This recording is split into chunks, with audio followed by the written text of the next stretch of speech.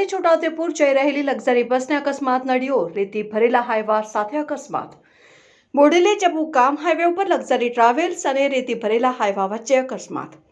ટ્રાવેલ્સમાં સવાર passenger driver કંડક્ટરોને ગંભીર ઈજા પહોંચી। ઈજાગ્રસ્તોને 108 મારફતે નજીકના હોસ્પિટલમાં લઈ જવામાં આવ્યા।